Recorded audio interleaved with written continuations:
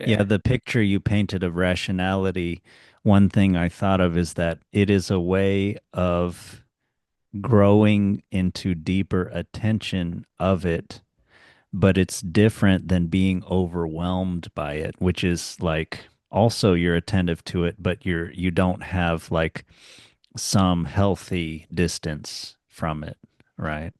Hmm. So, yeah, that Hmm. and that again, that seems like some kind of middle path or golden mean.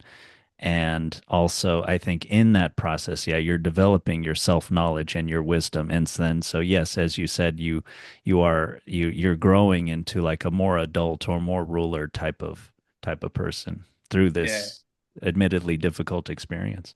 Yeah, for sure. For sure. But yeah, you mentioning the golden mean kind of brought to mind, I think, another element that we haven't quite touched on yet, because it was sort of tangential. But if we're talking about the golden mean here in relating to these troublesome experiences or these troublesome parts of ourselves, like the one hand is being swept up in their story. You can fall off that way, and you can let the jealousy take over, and you can check your girlfriend's email to make sure she's not emailing people, even though she doesn't know you're doing that. And you can check their phone. You can, where were you? And all, all that stuff.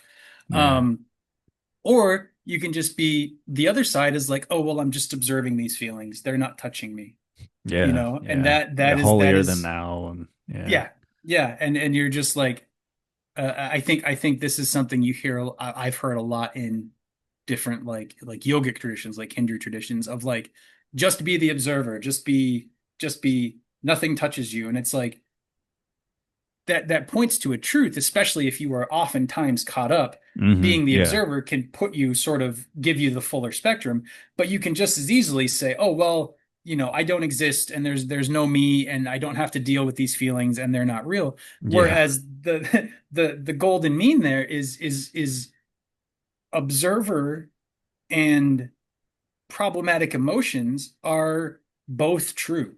Yeah. They're both valid. So you're able to hold them both at the same time and not overly identify with either of them.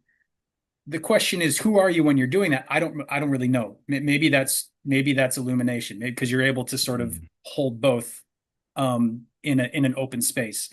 I Mm. That's not an experience I have. That's a guess from my logical part of my brain of putting logical, Mm. intuitive, putting pieces together and saying, oh, it kind of fits the descriptions that I've heard. But there's got to be something to that of like, how do I not ignore my karma or not ignore my trauma or not ignore my jealousy or not Mm. ignore my problematic parts, Mm. but also so I'm attending to them, but also they're not running the Yeah. scene. And they're not, I'm not exiling them. I'm not Right. refusing for them. It There's this guy, Donald Kalshed, who is a Jungian guy that works with trauma. And one of his things is he talks about it as like an inner democracy.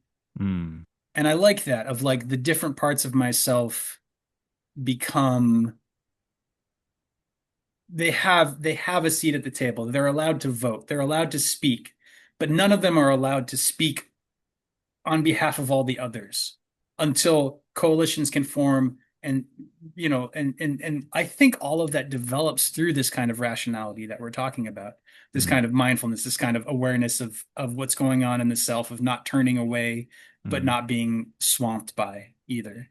Mm. Um, yeah.